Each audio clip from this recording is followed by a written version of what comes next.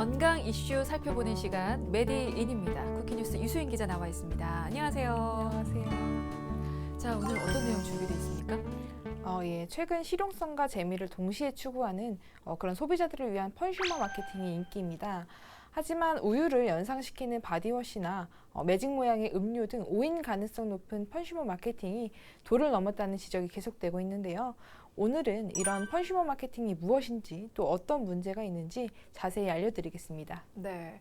비식품과 식품의 색다른 컬래버레이션 제품이 선보이고 있습니다. 그러면서 도를 넘는 그런 컨슈머 마케팅에 대한 우려의 목소리가 높은데요. 이게 재미를 위해서 만들어진 제품이기는 한데 보는 것과 또 다른 기능을 가지고 있어서 안전사고에 대한 우려가 높습니다. 자, 어떤 문제가 있고 또 조심해야 할 부분은 어딘지 좀 자세히 얘기 좀 나눠보고 가도록 하겠습니다. 먼저 궁금합니다. 컨슈머가 정확히 어떤 뜻입니까?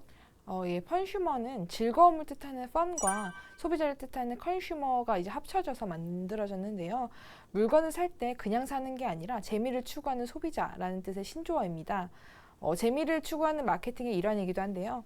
생활화학 제품을 식품 용기로 포장하거나 반대로 이 식품을 생활화학 제품으로 포장하는 등의 이런 다양한 제품들이 많이 나오고 있습니다. 네, 그러니까 재미를 추구하는 소비자라고 요약을 할 수 있을 것 같습니다. 상상 외의 조합을 이루는 그런 제품에 관심을 보이고 그걸 또 구매까지 하는 그런 분들인데, 자, 이를테면 그런 제품들 어떤 것을 좀 꼽을 수가 있을까요? 대표적인 컨슈머 제품으로는 구두양 모양의 초콜릿, 집에서 흔히 볼 수 있는 딱풀 모양을 닮은 사탕, 매직펜 모양의 유성 매직 음료수 등 생활화학 제품과 유사한 통, 포장 용기에 담긴 식품들이 있고요.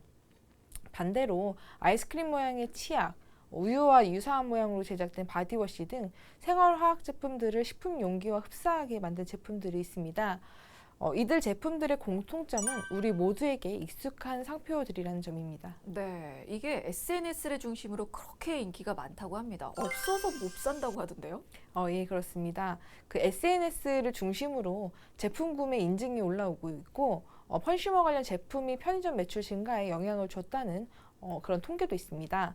하지만 많은 기업에서 이런 컨슈머들을 이제 의식해서 SNS 등에서 입소문이 퍼지게 하려는 목적으로 기상천외한 조합의 콜라보 상품들을 만들다 보니까 식품과 식품이 아닌 것들이 혼재돼 구별하기 어려워졌다는 문제들이 제기되고 있고요. 제품의 재미에만 집중하다 보니 식품의 안전은 소홀히 하고 있다는 지적도 나오고 있습니다. 그럴 수도 있을 것 같습니다. 자, 그러면 구체적으로 어떤 위험이 생길 수 있는지 좀 살펴보고 가도록 하겠습니다. 먼저 생활화학 제품을 식품 용기로 포장한 그런 경우부터 좀 보도록 하겠습니다. 관련해서 일어날 수 있는 사고는 어떤 게 있을까요?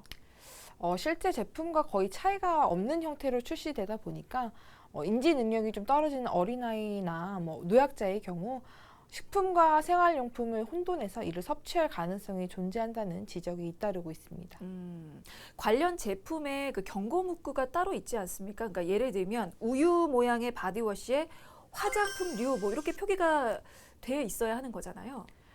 제품에 우유가 아니라 이제 화장품이라는 경고 문구가 좀 기재되어 있어도 만약에 한글을 모른다거나 인지 능력이 떨어지는 아이들의 경우 우유로 착각해서 섭취할 가능성이 좀 높습니다. 실제로 그 한국소비자원의 그 소비자위해 감시 시스템에 따르면 지난 2017년부터 2019년까지 장난감 관련 위해 건수 중 입이나 코, 귀에 이제 넣어서 발생하는 삼킴, 삽입 관련 사고 비율이 50.9%로 가장 높았습니다. 충분히 그럴 수 있을 것 같습니다. 그런데요, 이게 한글 모르거나 인지 능력이 떨어지는 그런 어린 아이들에게만 일어나는 사고가 아니라고 합니다. 실제로 이런 경고 표시를 미처 보지 못해서 일어나는 해프닝도 상당하다고요. 한 네티즌은 SNS에 올린 게시글에서 국내 한 주류 회사의 소주 모양을 본딴 그 디퓨저를 진짜 소주로 오인해서 아버지가 마시려고 해서 큰일 날 뻔했다는 일화를 적기도 했고요. 국내 대표 우유 회사와 화장품 회사가 협업해서 내놓은 그 우유 모양의 바디워시는 실제 판매되고 있는 우유 용기와 비슷한 모양인데 마트 내 우유 매대와 동일한 곳에 있어서 새로 나온 펌프형 우유인 줄 알았다는 경험담이 이제 여기저기서 속출했습니다. 네, 요거는 뭐죠? 이게 우유 모양의 네. 보디워시군요. 네. 특히나 이 제품이 좀 논란이 많았었죠. 예, 그 지난 5월이었죠. 한 인터넷 커뮤니티에 우유 제품과 나란히 진열된 우유 모양의 바디워시 제품 사진이 올라오면서 더욱 좀 확산이 됐는데요. 해당 게시물에 담긴 트위터 원글 작성자는 국내 한 대형마트가 우유 코너에 우유 모양 바디워시를 아무런 경고 문구 없이 진열했다며 해당 마트에 대해 지적을 했습니다. 네.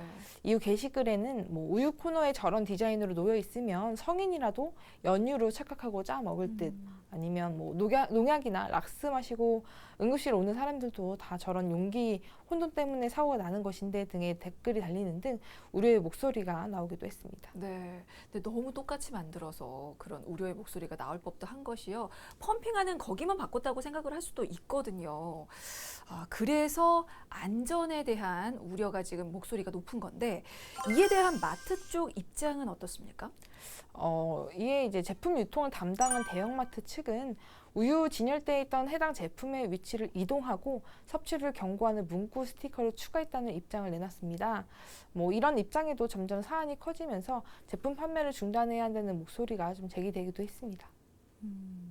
그렇군요. 이게 경고 문구가 기재가 돼 있어도 글을 아는 성인이라 할지라도 사실은 우유로 착각해서 섭취할 가능성이 높기 때문에 더 문제가 되는 것 같습니다.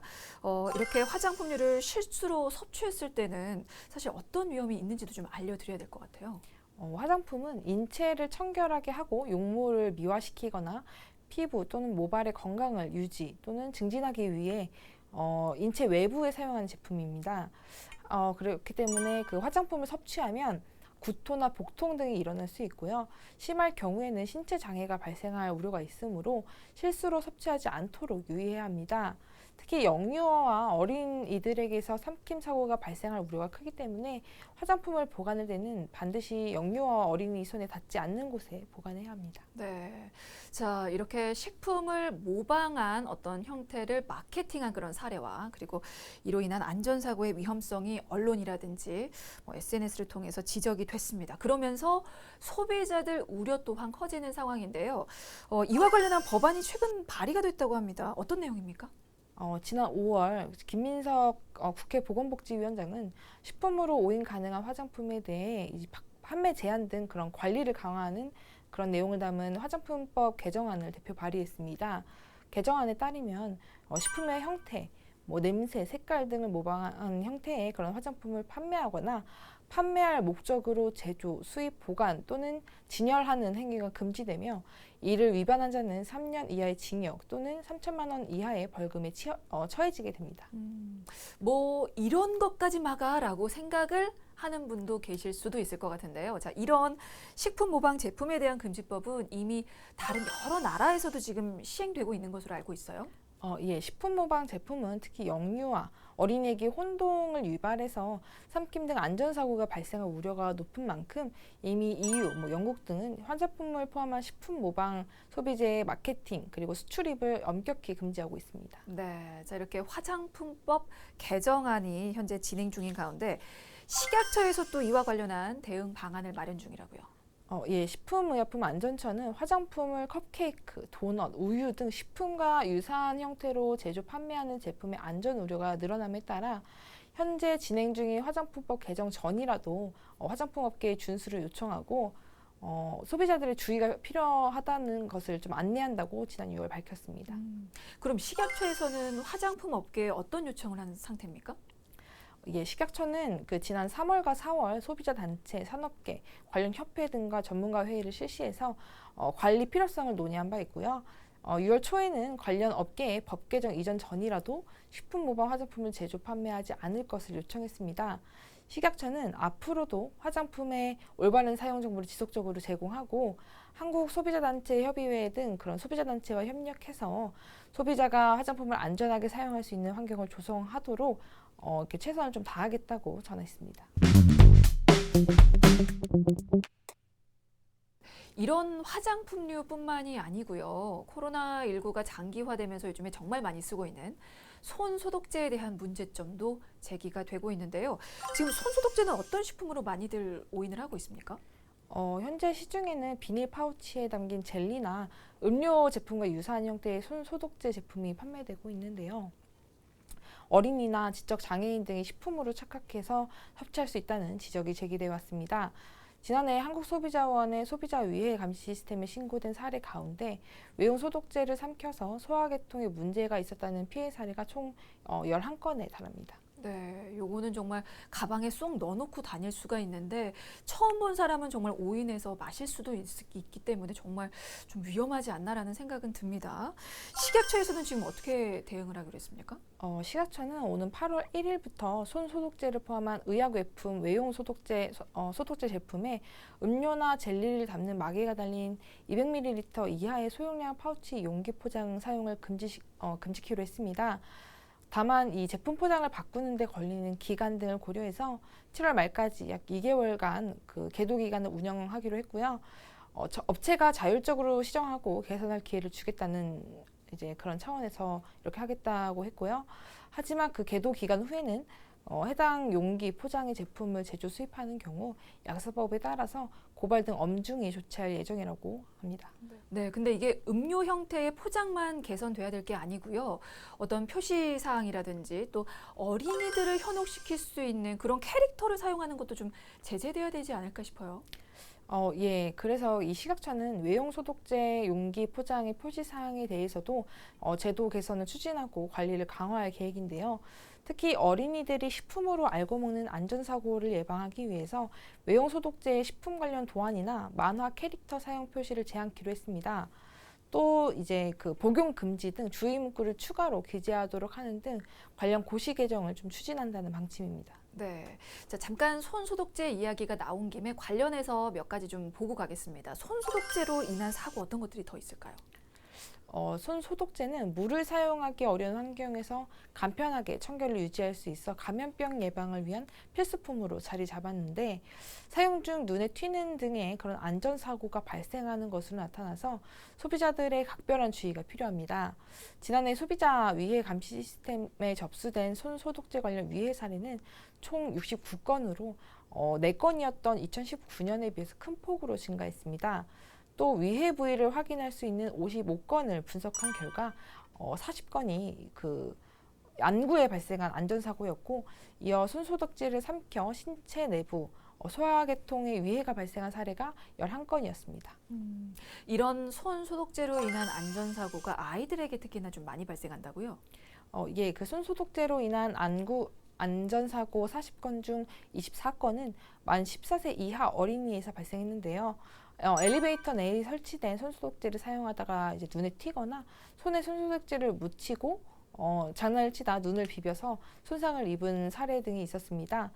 또 만 15세 이상 이용자에게 발생한 안구 안전사고 16건에서도 그 사용 중 내용물이 눈에 튀어서 안구 손상을 입은 사례로 확인돼 손소독제가 눈에 들어가지 않도록 각별히 주의할 필요가 있겠습니다. 근데 혹시나 손 소독제가 실수로라도 눈에 들어갔다면 어떻게 바로 해야 할까요? 응급처치법이 따로 있습니까? 일단 눈에 들어갔을 경우 절대 눈을 비비거나 만지지 않아야 하고요. 손소독제가 들어간 눈의 방향으로 얼굴을 옆으로 기울이고 생리식염수 또는 물을 눈 안쪽에서 바깥쪽으로 부드럽게 흘려보내야 합니다. 이렇게 응급처치 후 즉시 응급실 또는 안과에 방문해서 치료받는 것이 좋습니다. 네, 자, 이렇게 눈에 튀는 사고도 물론 조심해야겠지만 가장 중요한 건 이걸 음료로 오인해서 마시는 사고는 정말 이거는 미리 막아야 될 것 같은데요. 만약에 손 소독제 등을 식품으로 잘못 알고 마셨다면 어떻게 해야 될까요? 손소독제, 그러니까 소독제는 알코올 성분을 좀 함유하고 있어서 구토, 복통 등의 증상이 있을 수 있고 심한 경우 알코올로 인한 신체 장애가 발생할 수 있습니다. 따라서 실수로 마셨을 경우에는 반드시 의사나 약사와 상담을 해야 합니다. 네, 보통은 실수로 마시고 나서 내가 잘못 마셨다라는 사실을 알게 됐을 때 그때 뭐 큰 증상이 없으면 뭐 괜찮나 보다 하고 넘어갈 수가 있는데요.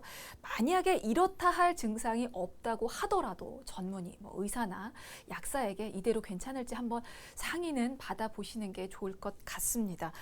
그리고 무엇보다 이런 안전사고가 발생하지 않도록 주의를 기울이셔야겠죠. 예방하기 위해서는 어떤 점을 주의를 해야 할지도 좀 살펴볼까요? 예, 한국소비자원의 권고에 따르면 손소독제 안전사고 예방을 위해서는 어린이가 있는 가정에서는 호기심을 자극할 수 있는 용기 그리고 그런 디자인의 제품 구입을 피하고 어린이의 손이 닿지 않는 곳에 이제 실온에 보관해야 하고요. 손소독제를 바른 후에는 양손을 충분히 비벼서 완전히 건조시키고 손소독제는 인화성이 있으므로 사용 직후에는 촛불을 켜거나 전기용품을 만지는 행위를 피해야 합니다. 네, 알겠습니다. 자, 이번에는 반대로 식품을 다양한 생활화학 제품으로 포장했을 때 일어날 수 있는 일에 대해서 또 살펴보겠습니다. 앞서서 여러 제품들 살펴봤는데요. 딱풀 모양의 캔디라든지 구두약 디자인의 초콜릿이라든지 유성 매직 모양과 흡사한 음료수까지 종류도 모양도 너무나 다양하잖아요. 그런데 이런 제품의 원 제품들은 절대로 입에 대서는 안 되는 그런 화학 제품일 텐데 재미라고 하기에는 조금 너무 지나치지 않은가라는 생각도 좀 들어요. 예, 그 컨슈머 제품이 화학 제품과 혼동을 불러일으킬 가능성이 커서 안전사고 위험이 높을 수밖에 없는데요. 소비자 일부는 이제 이런 문제점을 청와대 국민청원 게시판에 제기한 상태이기도 합니다. 그 구두약 모양의 초콜릿보다 구두약이 더 유명하고 유성 매직 모양의 음료수보다 유성 매직이 더 유명하다는 것은 언제 어느 순간 이들 제품을 식품인 줄 알고 섭취했다가 사고가 날 위험성이 크다는 의미이기도 합니다. 네. 자, 이와 관련한 규제 방안 역시 국회에 발의가 됐다고요. 예, 더불어민주당 보건복지위원회 김성주 의원은 지난 6월 그 식품으로 오인을 섭취할 경우 치명적인 위해를 일으킬 우려가 있는 생활화학 제품 등과 유사한 형태의 컨슈머 식품을 제한하기 위한 식품 등의 표시 광고에 관한 법률 그 일부 개정 법률안을 대표 발의했습니다. 거기에는 구체적으로 어떤 내용들이 좀 담겨 있습니까? 해당 개정안에는 그 식품이 아닌 상호, 상표, 용기 또는 포장과 동일하거나 유사한 형태의 그런 식품 표시 광고를 제한하고 제한 사항은 대통령령으로 위임해서 구체적으로 명시하도록 하는 내용을 담고 있습니다. 김성주 의원은 컨슈머 식품은 소비자에게 먹는 즐거움과 보는 즐거움까지 더해 긍정적인 효과도 있지만 소비자를 배려하지 않는 과도한 컨슈머 식품은 그 국민 건강에 위협이 될 수 있다고 강조했습니다. 그러면서 이번 개정안을 통해 무분별하게 출시되는 컨슈머 식품에 대한 경각심을 이제 좀 높이고 국민의 건강과 식생활 안전을 보호하고자 한다고 입법 취지를 밝혔습니다. 네, 이 색다른 것을 갈망하는 그런 소비자들을 위한 컨슈머 마케팅입니다. 그런데 정작 이로 인해서 피해를 보는 사람들이 소비자가 될 수 있고요. 특히나 우리 아이들이 그 위험에 노출돼 있다는 점 꼭 기억을 해 주셨으면 좋겠는데요. 자, 얘기가 나온 김에 이런 우리 아이들에게 생길 수 있는 가정 내 어린이 안전사고에도 좀 짚어보고 가도록 하겠습니다.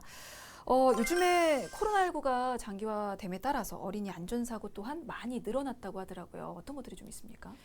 예, 코로나19 장기화에 따라서 홈코노미가 소비 트렌드로 자리 잡으면서 홈쿠킹, 홈 뷰티케어, 홈 트레이닝 등 가정에서 즐기는 요리, 여가 활동이 활발해지고 있습니다.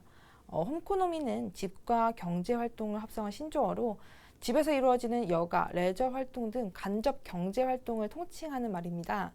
근데 이제 그 소비자원과 공정위가 최근 3년간 접수된 소비자 위해 정보를 분석한 결과 홈쿠킹이나 홈뷰티케어 용품 관련한 그런 제품을 사용하면서 어린이가 다치는 경우가 좀 많아진 것으로 나타나서 주의가 필요하다고 합니다. 홈쿠킹 그리고 홈뷰티케어 관련한 제품이 상당히 많아서요. 구체적으로 어떤 게 위험할까요?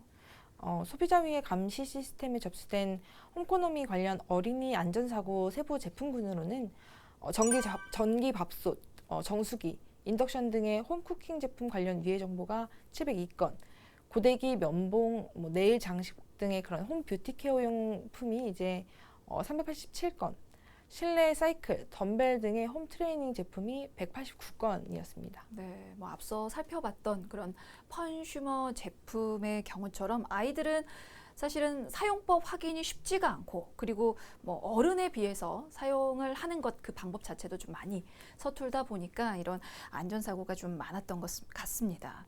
그렇다면 어떤 위해 증상이 가장 많았는지도 좀 볼까요?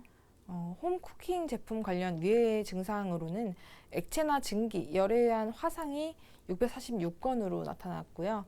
또 홈 뷰티케어 용품 관련 위해 증상으로는 고데기와 헤어드라이기의 그런 열에 의한 화상이 130건으로 가장 많았고, 이어서 그 손톱깎이와 눈썹용 칼 등에 의한 그런 피부가 찢어짐 일이 이제 117건이었습니다. 네, 이게 아이들이니까 그럴 수 있습니다. 부주의할 수 있고요. 성인에 비해서 반응 속도가 느릴 수 있고요. 그리고 피부 조직이 더 연하다 보니까 어떠한 사고가 났을 때 잘못하면 심각한 신체 상해로 이어질 수 있을 것 같습니다. 그렇기 때문에 보다 좀 성숙한 그리고 사용법에 능숙한 우리 성인 보호자들이 더 각별하게 주의를 기울이셔야 되는 게 아닌가 싶은데요. 자, 이런 어린이 안전사고를 막기 위한 예방법 어떤 게 있을까요? 소비자원과 공정위는 어린이 위해 사고를 예방하기 위해 열이 발생하거나 날카로운 제품은 어린이 손에 닿지 않는 곳에 보관할 것, 면봉이나 네일 장식 등 삼킴, 삽입 사고 위험이 있는 물건은 어린이가 보는 앞에서 사용하지 말 것, 운동기구는 평평한 그런 바닥에서 설치하고 아령 등 그런 작은 운동기구는 사용 후 어린이가 접근하지 않는 별도의 장소에 보관할 것, 제품 구매 전 리콜 정보를 확인할 것 등을 당부했습니다. 네. 자, 오늘은요, 최근에 아주 핫한 재미를 추구하는 컨슈머 마케팅 제품에 대해서 살펴봤는데요. 자, 이것 때문에 가격 대비 재미의 비율이라는 뜻의 가잼비라는 그런 신조어가 또 생겼더라고요. 물론 물건을 사거나 음식을 먹는 과정에서 경험하는 그런 즐거움 굉장히 중요합니다. 하지만 자, 여기서 안전을 위협할 수 있는 무언가가 있다라고 하면 이대로 괜찮은가에 대한 한번 고민을 좀 해봐야 되지 않을까 싶습니다. 자, 메디인 오늘은 여기서 인사드리겠습니다. 쿠키뉴스 유수인 기자였습니다. 고맙습니다. 감사합니다.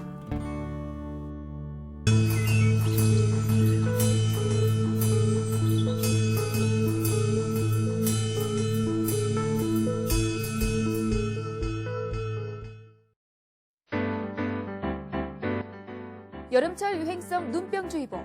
이번 건강 하이킥에서는 유행성 눈병에 대해 알아보겠습니다. 유행성 눈병은 왜 여름에 더 위험할까요? 여름은 고온다습한 환경으로 눈병을 일으키는 바이러스가 잘 자랄 수 있는데요.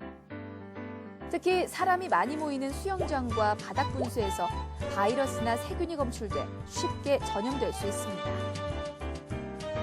그렇다면 유행성 눈병의 종류에는 어떤 것들이 있을까요? 유행성 각 결막염은 충혈, 통증, 눈부심, 이물감, 눈곱 등의 증상이 나타나며 대개 한쪽 눈에서 시작해 반대쪽까지 전염돼 증상이 나타납니다. 아폴로 눈병은 잠복기와 병의 경과가 짧고 전염성이 강해서 가족이나 학교, 회사에서 발병 시 순식간에 번지기도 합니다. 인후 결막염은 어린이들에게서 주로 발생하는데요. 감기와 함께 발생하며 임파선염, 발열 등과 함께 눈곱, 결막 충혈 등의 증상을 동반합니다. 마지막으로 보호 장비를 쓰지 않고 용접을 해서 생기는 광각막염은 자외선에 강하게 노출되며 생길 수 있는데요. 증상이 바로 나타나기보다는 반나절 지나서 통증과 함께 눈물, 시야 흐림, 눈뜨기 어려움 등의 증상이 나타납니다. 전염성이 강한 유행성 결막염을 예방하려면 수영장이나 직접 접촉을 피해야 하는데요. 또 눈을 최대한 비비지 않는 것이 좋습니다. 그리고 손을 깨끗이 씻고 사람이 많이 모이는 곳을 피해야 합니다. 마지막으로 환자의 가족은 생활용품을 따로 사용해서 바이러스 감염 경로를 차단해야 합니다. 여름철 눈병주의보 미리미리 예방하세요.